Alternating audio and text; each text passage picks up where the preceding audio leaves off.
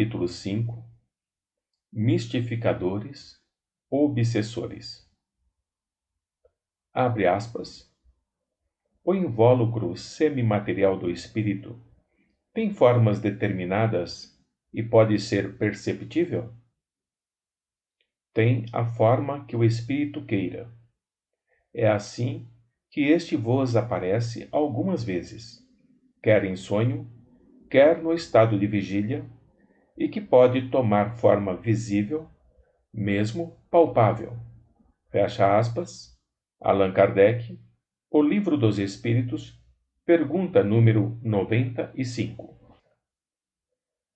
Tão variada é a classe das entidades mistificadoras desencarnadas que chega a haver confusão com a das entidades obsessoras, tornando-se difícil, em determinados casos, separar uma da outra. Procuraremos tratar aqui de uma modalidade de mistificadores que poderá também ser considerada especialidade de obsessores, visto que participa de uns e de outros.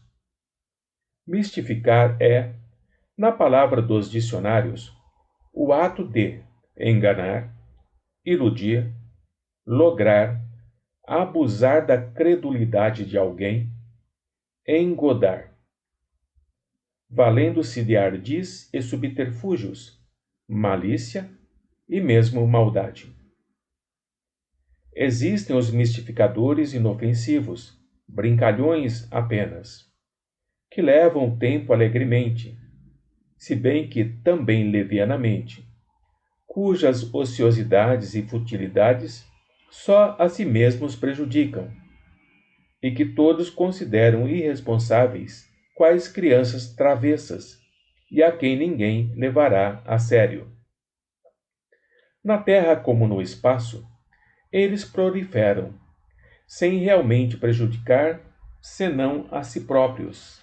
Existem os hipócritas, perigosos, portanto, que sabem enganar, porque se rodeiam de falsa seriedade, a qual mantêm, apoiados em certa firmeza de lógica, e a quem somente observadores muito prudentes saberão descobrir.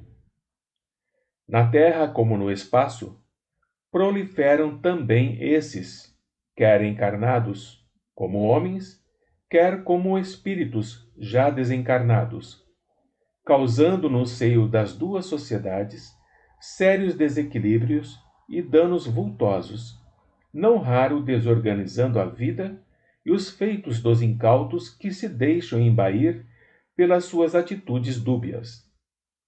Dentro do espiritismo, costumam estes, os desencarnados, causar sérios prejuízos aos médiuns orgulhosos e insubmissos à disciplina em geral, que a boa prática da doutrina recomenda, e também entre diretores de organizações espíritas pouco competentes, moral e intelectualmente, para o importante mistério.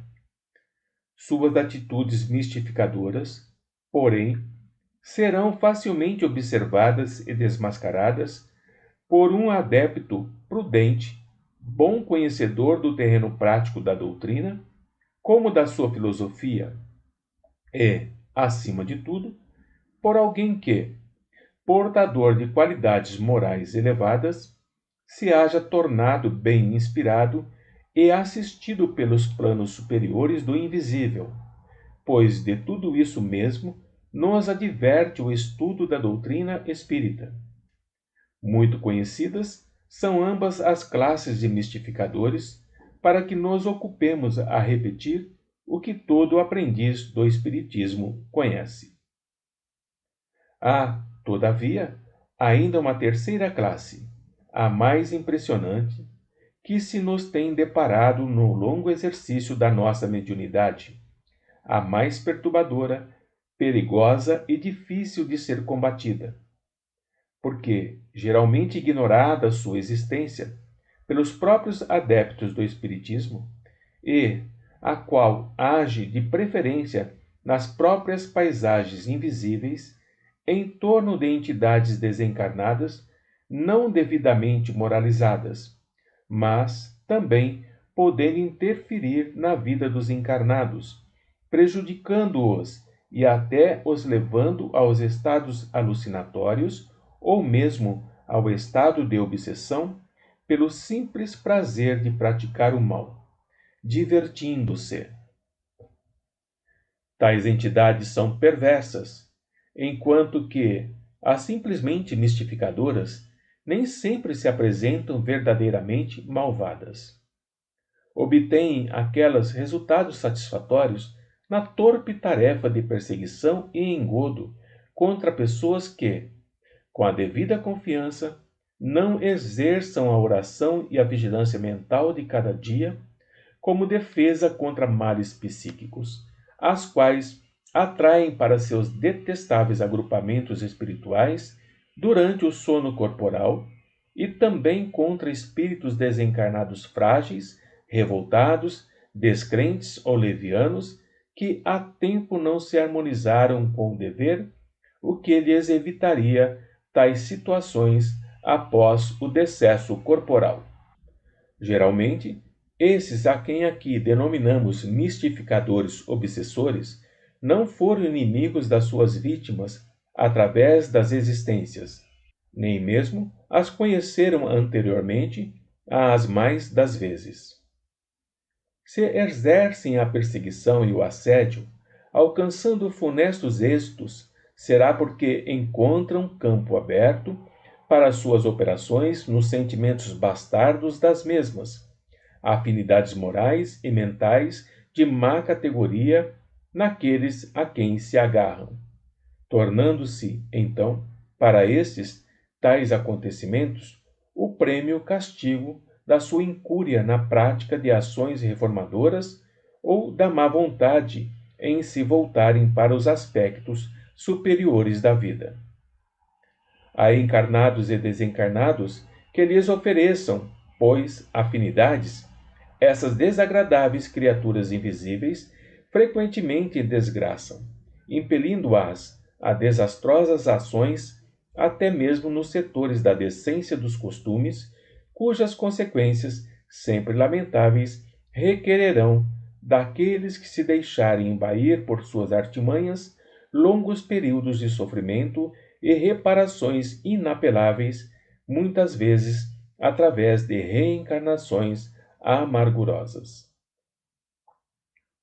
O leitor que, atento, perlustrar as páginas de algumas obras doutrinárias, mormente as psicografadas, há de observar citações sobre falanges inferiores do mundo invisível que afligem e perturbam os recém-desencarnados, desprevenidos, falanges cujos integrantes seriam vultos disformes, grotescos, extravagantes e cujas configurações e ações pareceriam fruto de pesadelos àqueles que não se afinam com as blandícias da espiritualidade. Provocam-nos, seduzem-nos, aterrorizam-nos, criando mil fantasmagorias que às pobres vítimas parecerão alucinações diabólicas, das mesmas se servindo, ainda, como joguetes para a realização de caprichos, maldades e até obscenidades. Comumente, queixam-se os suicidas de tais falanges, cujo assalto lhes agrava no pélago de males para onde o suicídio os atirou, o seu já insuportável suplício.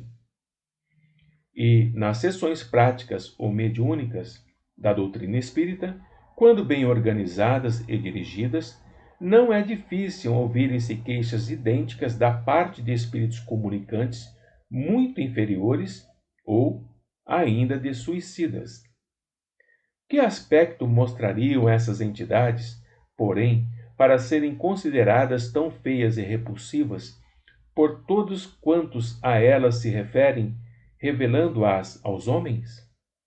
Que espécie de deformidades para torturarem até a loucura um recém-desencarnado ou a um homem, a este, porém, perseguindo de preferência no estado de sono até o extremo de uma obsessão?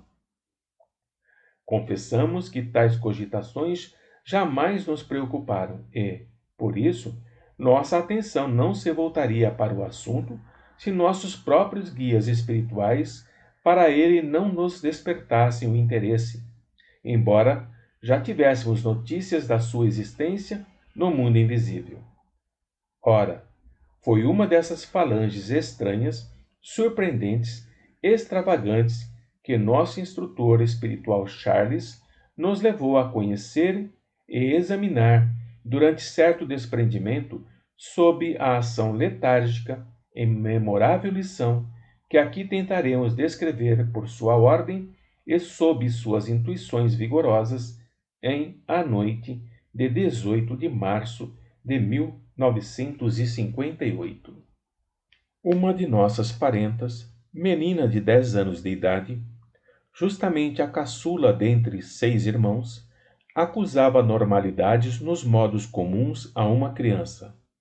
Anormalidades que uma razão esclarecida em assuntos espíritas compreenderia provirem de influenciações da parte de seres desencarnados inferiores.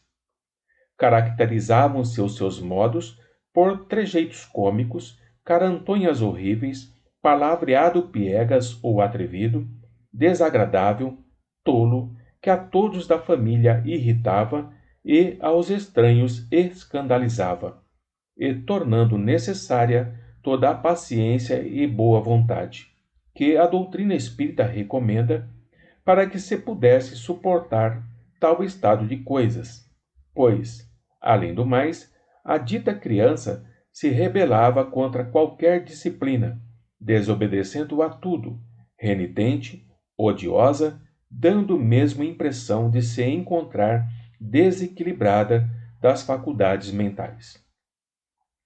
Tentaram-se castigos variados, sem serem esquecidas as clássicas sovas de chinelos. Tais, porém, os escândalos por ela provocados nessas ocasiões, tais cenas se desenrolavam, então, dentro do lar, com repercussões desagradáveis até pela vizinhança, que, substituída foi a prática dos castigos pela de conselhos, amabilidades, persuasão, etc. A criança, no entanto, resistia irritantemente a todas as afabilidades, como resistira aos castigos, rejeitava a prece e os passes que lhe desejavam aplicar, continuando com as mesmas atitudes impertinentes. Fora das crises, no entanto, mostrava-se perfeitamente normal. Conversava com inteligência e demonstrava até precocidade, e era aplicada nos estudos, com boas notas no curso primário, que então concluía.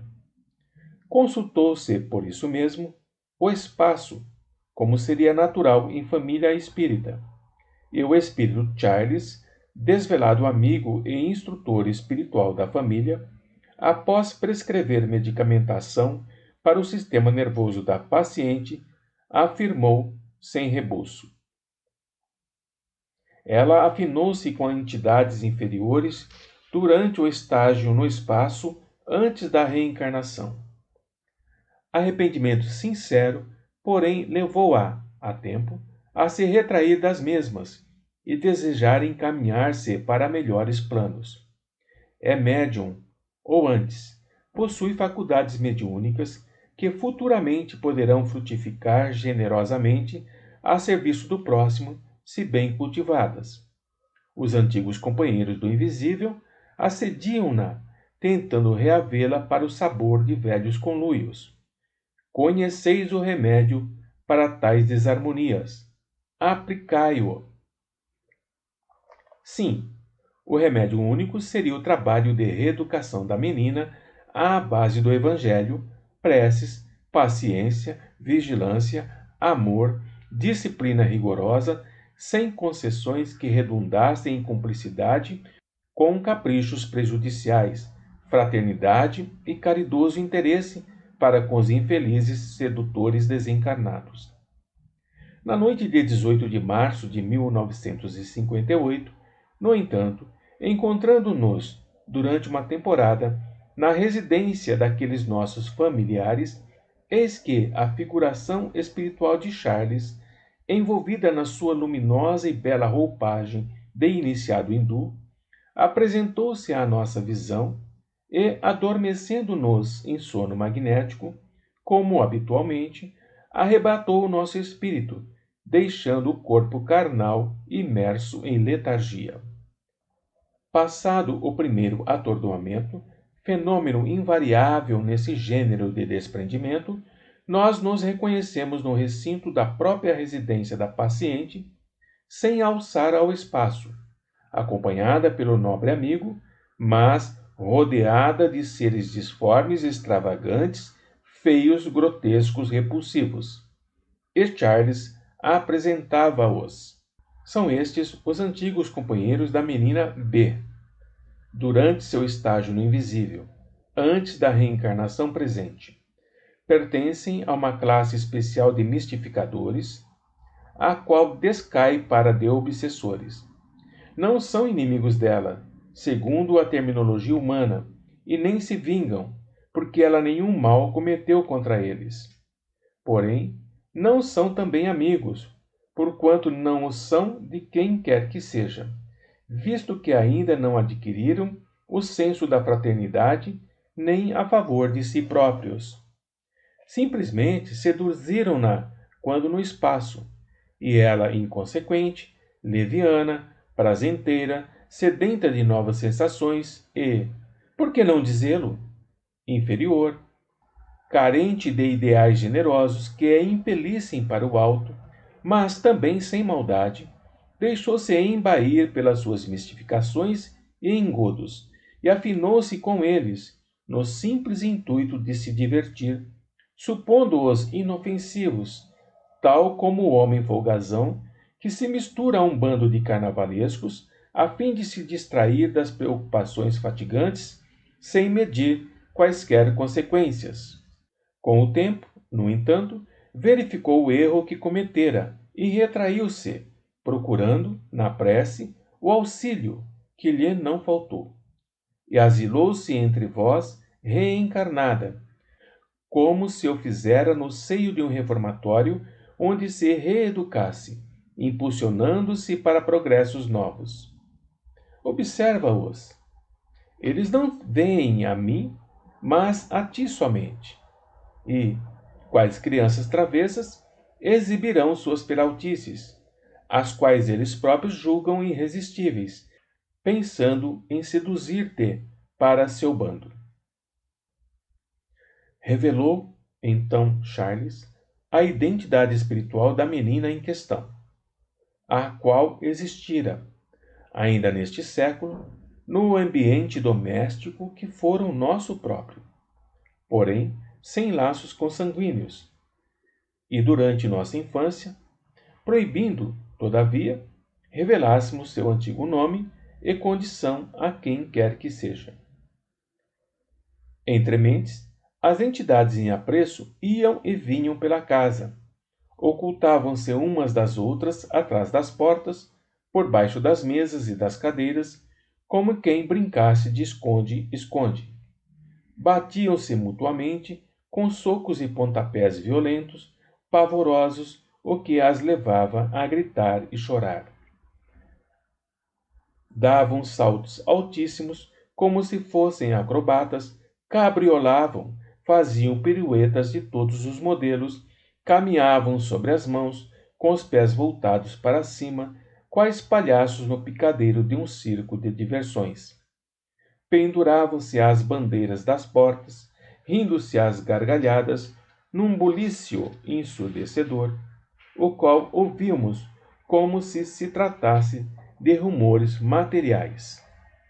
Pregavam dentadas umas nas outras, puxavam seus respectivos cabelos aos berros, cuspinhavam-se reciprocamente, quais moleques que brigassem. Choravam de dor, corriam atrás do agressor, esbofeteando-se mutuamente. Vestiam-se grotescamente e eram como que carnavalescos fantasiados, vestes extravagantes, de cores muito vivas, bimbalhando guizos quais bufões medievais, algumas berrantemente listradas, outras apresentando blusões ou camisolões excessivamente grandes no corpo, enquanto ainda outras, com calções curtos e muito apertados, deixavam à amostra pernas marmóreas e como que ressequidas, verdadeiros caniços, ou, muito grossas, revestidas de meias berrantes, tortas, deformadas.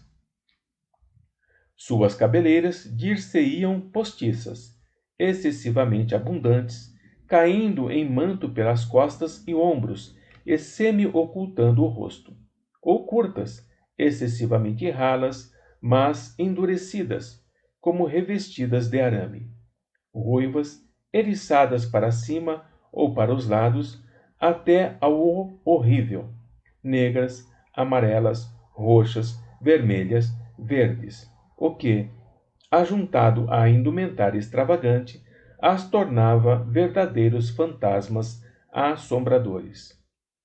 Algumas dessas pobres entidades traziam capas escarlates recamadas de guizos ou listradas em cores vivas, pés enormes, calçados de botas ou sapatos muito pontudos, coisa rara de se poder observar em espíritos desencarnados, mesmo em estado de transe, e tocavam flautins muito primitivos e pequenas gaitas, próprias de crianças. Dançavam desagradavelmente, notando-se que o faziam com ares de provocação, mostrando na fisionomia trejeitos e esgares, carantonhas horripilantes, à guisa de sorrisos. Trajava uma delas manto roxo, exibindo cabeleira até os ombros, encaracolada, coroa de espinhos e um caniço nas mãos, displicentemente parodiando a imagem do Senhor dos Passos, observada nas procissões do culto católico, e o fazia usando sapatos desmedidamente grandes e semblante grotescamente compungido. Outras entidades se apresentavam com gorros, becas, funis com borlas pendentes ou faixas de fitas, chapéus de 3 bicos com abas enormes ou copas excessivamente altas, exatamente como gostariam de ostentar os carnavalescos humanos. Acreditamos mesmo que tais falanges influenciam, durante o carnaval, os incautos que se deixam arrastar pelas paixões de Momo, impelindo-os a excessos lamentáveis, comuns por essa época do ano, e através dos quais eles próprios, espíritos, se locupletam de todos os gozos e desmandos materiais, valendo-se, para tanto, das vibrações viciadas e contaminadas de impurezas dos mesmos adeptos de Momo aos quais se agarram. Algumas dessas feias criaturas espirituais traziam uma feição ainda mais singular, completamente impossível a um cérebro humano engendrar, a qual seria, antes de tudo, grotesca e cômica, não fora a dramaticidade que, em essência, conserva, com a possibilidade de levar à loucura alucinatória, não apenas os espíritos recém-desencarnados que caem em suas garras no além-túmulo, mas também pessoas encarnadas que por elas se deixam influenciar até a possibilidade de enxergá-las com frequência e plenamente se afinarem, por isso mesmo, com suas vibrações. Mostrava-se uma delas excessivamente alta, roliça, qual tronco de árvore. De certa altura saíam os braços, que mais pareciam longas tiras de cipó e que se moviam em reviravoltas como os tentáculos de um polvo distribuindo chicotadas em torno de si. Do corpo assim roliço desciam, então, as pernas, varas finíssimas, com enormes sapatos pretos, quais pequenas canoas. Os traços fisionômicos eram desenhados quase no ápice do rolo, isto é, do inacreditável corpo. Não havia pescoço e ombros, e nem roupas, mas o chapéu lá estava completando a monstruosidade. Essa horrível entidade fazia-se acompanhar de outra, que cediria o seu contraste, propositado e caprichoso, excessivamente pequena, rotunda, com um rosto de dimensões desproporcionadas para o tamanho do corpo, faces gordíssimas, vermelhas, como se o infeliz vivesse eternamente soprando alguma coisa. Chapéu com abas enormes, botas, esporas e chicote, tudo desconforme e impressionante pela fealdade e pela desarmonia.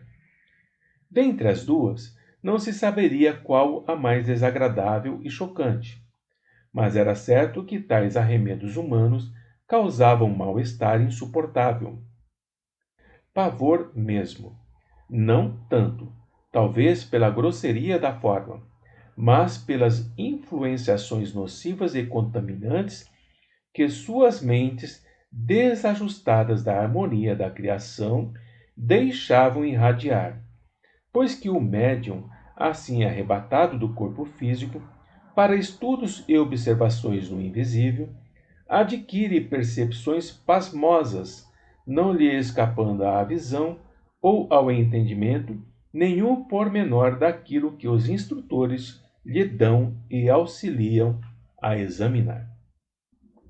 Outra entidade do novo grupo que acabamos de descrever, medindo cerca de 1,5 m de altura, usando sapatos grotescos, muito grandes, calçados em pés trocados e um paletó demasiadamente amplo para o volume do corpo e da estatura, mostrava a particularidade de bigodes tão extensos que se arrastavam pelo chão até uma distância aproximada de 3 ou 4 metros. Ela os exibia provocantemente, qual palhaço, soprando-os de quando em vez, e aquela ridícula metragem de bigodes, então, se levantava no ar, ondulante, para se enrolar depois, tomando a posição natural dos bigodes humanos. Não nos foi possível conter o riso diante desse infeliz mistificador, que se nos afigurou mais leviano e cômico do que mau. Porém, incontinente, Charles nos repreendeu com vivacidade e, segurando nossa mão com força, disse num murmúrio: rir-se é aplaudir, louvar seus atos e, portanto, afinar-se com eles. Haverá troca de vibrações e de qualquer forma se estabelecerá o malefício. Será necessário ao médium, como ao espírito, diante deles, o domínio de toda e qualquer impressão ou emoção, um equilíbrio isolante que traduza a superioridade moral. Alguns outros pareciam aleijados, pois se mostravam com pernas e braços tortos, bocas retorcidas em esgares e carantonhas chocantes, olhar estrábico, enquanto suas vestes seriam antes andrajos e não fantasias. Gemiam e choravam, bradando pelo socorro de alguém que os ajudasse a se recompor, pois não conseguiam reequilibrar-se no estado que lhes era natural antes das farsas mistificadoras que criavam no intuito de atormentar o próximo. Pareciam sofrer superlativamente, aterrorizados, deprimidos, decepcionados, e Charles tornou explícito: esse o final de tantas leviandades e inconsequências por eles praticadas. Como ninguém mais ignora, o perispírito é um corpo semimaterial, sutil, impressionável, sensível, registrando em suas potencialidades vertiginosas até as ondulações dos mais suaves pensamentos. Agindo sobre esse envoltório tão delicado quão sublime, a mente e a vontade individuais farão dele o que desejarem, visto que a mente, ou o pensamento, a vontade, a energia psíquica, a essência do ser, cria, produz, edifica, realiza, conserva, aplica, modifica servindo-se das poderosas forças que lhes são naturais. Dedicadas ao exercício contínuo de tantas ações desarmoniosas, afeitas a tantas inconveniências e inconsequências, comumente durante longas décadas, essas entidades terminam por viciar não apenas a própria mente, como ainda as próprias essências ou matérias sutis e maleáveis do perispírito, o qual se deforma ante os choques, por assim dizer, magnéticos das vibrações emitidas. Para o lamentável feito, se afeiam ante o domínio mental de tantas carantonhas e desfiguração da forma ideal perispirítica imaginada pela criação. Mal intencionadas e avessas ao bem, tanto se fazem de feias e desagradáveis, deformando voluntariamente o perispírito, não só no intuito de infelicitarem o próximo, mistificando-o até a obsessão, através do pavor e da alucinação que infundem, que, depois, quando percebem a conveniência de se deterem, porque prejudicam a si próprios, já não conseguem forças para se refazerem e voltarem ao natural. Não é em vão que se abusa das leis gerais da criação, na terra como no espaço, e, por isso mesmo, esses infelizes assim permanecerão, sob sua inteira responsabilidade e por livre e espontânea vontade. Contundidos pela mente, feridos pelos choques desarmoniosos das próprias vibrações dirigidas a atos contrários ao alvo estabelecido pela divindade suprema. E, tais como se encontram, serão encaminhados para a reencarnação como infratores da ordem pública, ou seriam para um presídio, único recurso da atualidade, a reencarnação, para, lentamente, reequilibrá-los na harmonia geral, visto que as formas pesadas da matéria carnal serão como que formas ortopédicas necessárias à aminoração de tais enfermidades vibratórias de origem moral consciencial.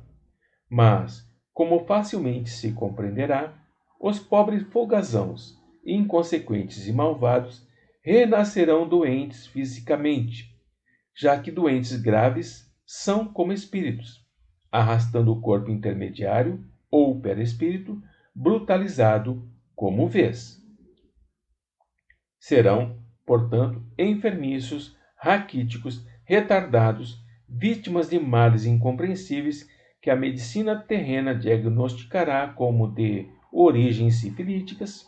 Serão feios, tristes, doloridos, tardos de movimento e ação, porque tardos de vibrações, sofredores e até dementes, tolos, medíocres, causando, muitas vezes, repugnância e compaixão a quem os conhecer. A sentença cristã, a cada um, segundo as próprias obras, é artigo mais elástico do que os homens têm imaginado. Esses infelizes que aí vês, ferindo, atraiçoando, mentindo, perseguindo seus irmãos de humanidade, na terra como no invisível, a si próprios feriram, atraiçoaram, mentiram, perseguiram. E assim sendo, as más ações engendradas por suas mentes desorganizadas reduziram-nos a sofredores em luta com provações melindrosas, a convalescentes psíquico-conscienciais que demandarão períodos seculares até que atinjam o necessário equilíbrio, isto é, a regeneração e a reparação completa do mal praticado. Do que fica exposto, depreenderás as responsabilidades que pesam sobre os ombros dos espiritistas, médiuns ou não. Através deles, será necessário que os ensinamentos e revelações que a espiritualidade concede sejam conscienciosamente propagados entre os homens, a estes auxiliando na reeducação de si mesmos, a fim de não mais se deixarem enredar nas teias obsessoras de criaturas de tal espécie que agem de preferência através do sono corporal de cada noite, pois as vossas sociedades estão repletas de casos lamentáveis, originados do conluio das paixões de uns e de outros, assim como repletas estão de reencarnações expiatórias desses mistificadores terríveis que acabas de surpreender em ação. E que leigos e espíritas meditem, a tempo, sobre o perigo dos desequilíbrios no mundo mental de cada um, que bem poderão fornecer acesso a uma invasão análoga do invisível. Resta-nos acrescentar que a criança que deu motivo à presente lição se corrigiu das anormalidades apresentadas, e o que mais contribuiu para tão feliz desfecho foi o serviço de conselhos e preces a favor das entidades influenciadoras durante as fraternas e tão belas reuniões do culto do Evangelho no lar que os espíritas há algum tempo tão amorosamente praticam, recordando os tempos apostólicos. Final do capítulo 5, Mistificadores e Obsessores, do livro Devassando o Invisível, de Ivone do Amaral Pereira.